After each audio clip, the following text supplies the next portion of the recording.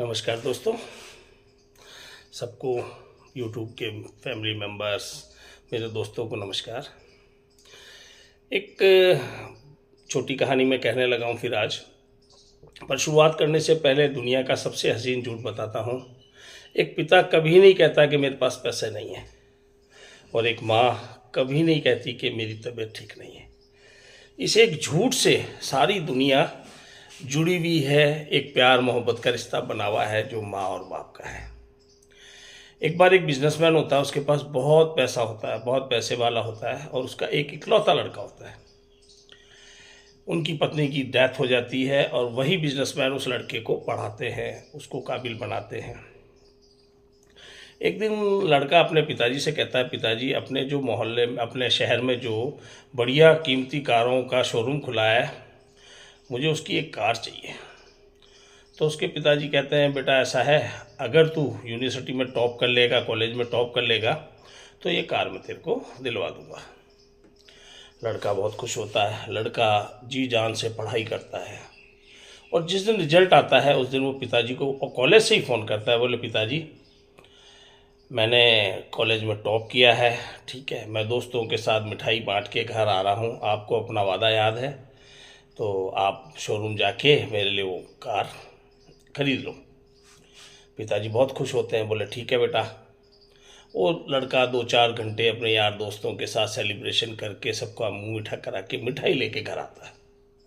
जैसे ही घर में आता है तो आंगन उसको खाली दिखता है, गाड़ी नहीं होती उसमें। उसका मूड थोड़ा उदास हो जाता है। घर में आता है, घर में पिताजी के पाँव छूता है। पिताजी बेडरूम में होते हैं उसके, बहुत खुश होते हैं कि बेटा तूने मेरा सिर ऊंचा कर दिया, कॉलेज में टॉप किया है, ये तेरे लिए गिफ्ट। एक गिफ्ट का रैपर होता है, गिफ्ट पैक होता है, उसको देता है। बेटा खुशी खुशी वो गिफ्ट लेता है, अपने कमरे में आके उसको खोलता है। जैसे ही रैपर खोलता है, उसके अंदर उसको दिखती है रामायण।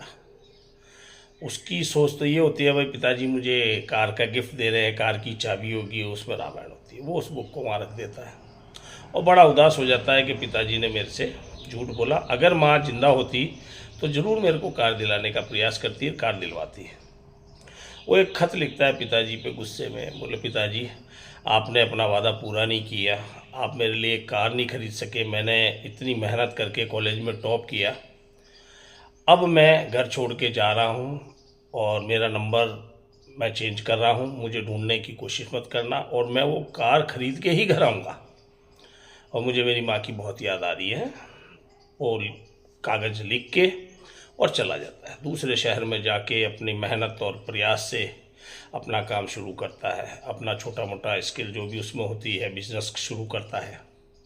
बिजनेस करते करते उसकी किस्मत में ऐसा टर्न हो आता है कि वो बहुत अच्छा लेवल पे पहुंच जाता है। घर से दूर, मेहनत, 24 घंटे काम करना। जब वो काफ़ी पैसा कमा लेता है तो उसी शोरूम में जाके जो उसकी मनपसंद कार होती है वो खरीदता है। कार खरीद के घर लाता है, अपने घर खड़ी करता है, और उसको जब देखता है कार को, तो उसको ये लगता है, यार ये कार है, इसके लिए मैंने अपने जन्म देने वाले पिता का घर छोड़ दिया, पिताजी से नाता तोड़ दिया। क्योंकि कोई भी चीज़ होती है ना, अपने मन के अंदर होती है, जब अपन उसको पा लेते हैं, मुकाम हासिल कर लेते हैं, खरीद लेते हैं, तो वो जो खुशी या एक चाहत होती है वो कम हो जाती है। जब कार खड़ी है घर पे, तो उसको एहसास हुआ क्या कि मैंने इस कार के लिए घर छोड़ा, पापा को छोड़ा।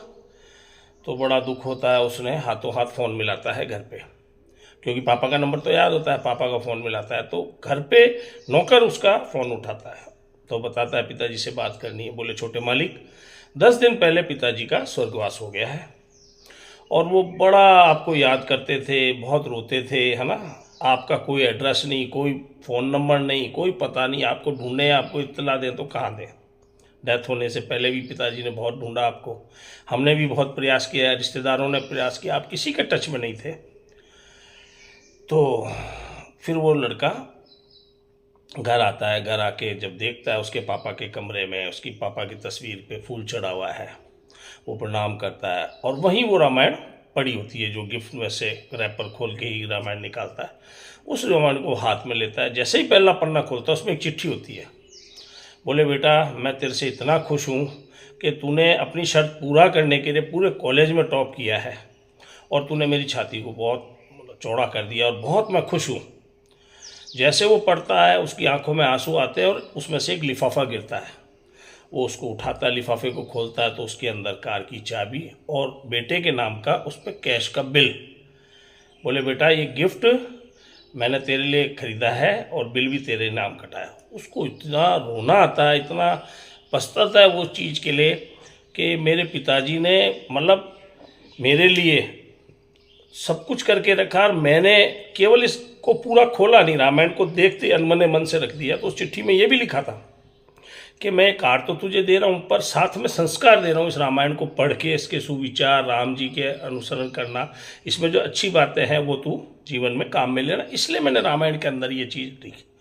उसको बहुत रोना आता है, वो बहुत रोता है, पर अब क्या करें, जो उसके पिता थे वो तो रहे नहीं, इतना दुखी होता है। तो ये कहानी का जो मेरा कहने का उद्देश्य है, ये अपन आम हर आदमी पे लागू होती है। क्यों? ईश्वर के लिए। ईश्वर सबको अपने को मनचाही खुशी, मनचाही गिफ्ट देता है, बस उसका रैपर है, उसका जो तरीका है वो देने का अलग है।